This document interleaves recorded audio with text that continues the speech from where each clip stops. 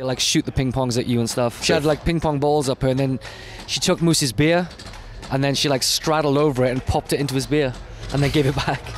Should get an STD test or an AIDS test maybe. Can't catch it twice, Moose. In was für Clubs haben sich den Bullet von Valentine da in Thailand rumgetrieben? Man hört ja immer die wildesten Geschichten. Mal schauen, wie sich Matt und Moose im Interview die Bälle zuspielen. Während sich andere Bands im Hintergrund lauthals aufwärmen, sprechen wir mit Rückkehrern aus Thailand. Bullet for my Valentine. Welcome to the show, guys. What's up? Hello. Hello. So, you got your new album out, Temper Temper. Yep. You took your foot off the gas a little. Mm-hmm. So, what was the intention behind that? Just that exactly, really, was just to kind of work on a different way of writing songs, really, which is backing off tempos and making them a bit less complicated and just writing a simpler rock song, really. So that was kind of the theory behind it. Basically, we're going to go a lot heavier next time.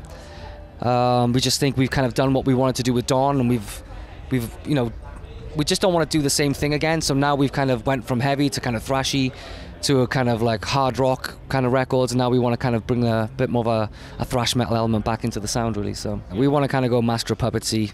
Instead of cutting the songs down and making them simpler, we want to make them really complicated next time. You recorded a part of the album in Thailand. Yeah. So, how did that come to be then?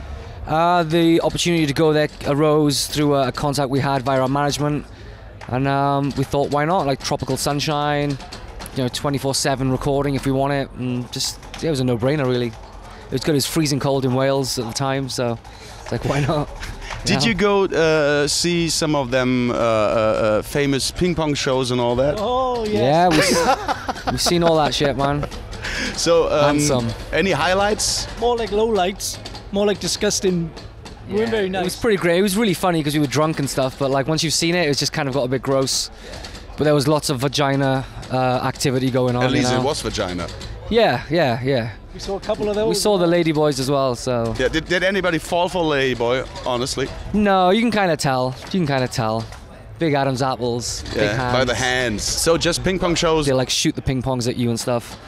And they put one in his beer. Yeah, one of them put a candle in my mouth and blew the candle out with her vagina. That's pretty cool. And one of them, she had impressive. like ping pong balls up her, and then she took Moose's beer, and then she like straddled over it and popped it into his beer, and then gave it back. And you drank it afterwards? Well, I had to because they were just bothering. Everyone was watching, so it was like he had to do it. So Okay. Should get an STD test or an AIDS test maybe. can't catch it twice, Moose. You worked with Chris Jericho, who co-wrote some lyrics Correct. on the album. Yeah. So why isn't he on the album? Because he was actually working at the time doing WWE stuff, and he actually co-wrote the lyrics on the way to a fight. So he was kind of the other side of the world, so it was unfortunately we didn't have the opportunity to collaborate it as far as him performing went, but he did, like you said, he co-wrote that song, lyrically. So he just texted you his parts or what? He sent it to me on a voicemail. Yeah. Honestly. yeah. So any plans on working with him in the future then? I think those things are best left being spontaneous, as it was, because then it becomes a cool thing rather than I have this, I want to write with someone, and then it kind of never happens, then you get disappointed. I mean, this was never a preempted move, it just kind of happened, you know what I mean? And it was cool, it was a good vibe. Who came up with the idea of Tears Don't Fall Part 2? Kind of us and our fans, really.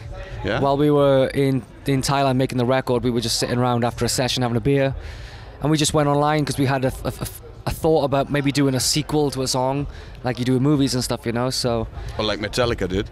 There's a few other bands that have done it in the past and stuff. So we took to Facebook and we asked our fan base, you know, if we were going to do it, what would you want to hear? And the majority of the people came back with that. So we're like, all right, fuck it, why not? So we did it. So it was for the fans, chosen by the fans, for the fans. Yeah, man. For the fans, man. Matt, you had some problems with your voice in the past. What has changed for you as a singer? Just, well, everything really. Like mentally, how I approach it, physically, how I sing, technique, always thinking about where it's coming from, how it's coming out, vowel shapes, loads of nonsense, you know. It's very in-depth. I should have done it anyways. It just obviously took something bad to happen for me to do it. Because when we got signed and stuff, you go from being a garage band to touring the world without any advice really or coaching and stuff, you know. But so I learned the hard way, but thankfully I learned a way, you know. Falls euch dieser Fragen-Ping-Pong gefallen hat, klickt doch einfach auf den Abo-Button. Jeden Dienstag und Freitag gibt es neue Videos. Unsere heutige Frage an euch: Welche Erlebnisse habt ihr in eurem Thailand-Urlaub gemacht? Falls ihr Shirts, CDs, DVDs, Notenbücher, Keramikbecher, Handschuhe, Beanies und was weiß ich noch von Bullet for My Valentine haben wollt, die gibt's natürlich bei EMP. Klickt einfach auf den Link unten in der Beschreibung. Bis zum nächsten Mal, sagen Jan und Markus.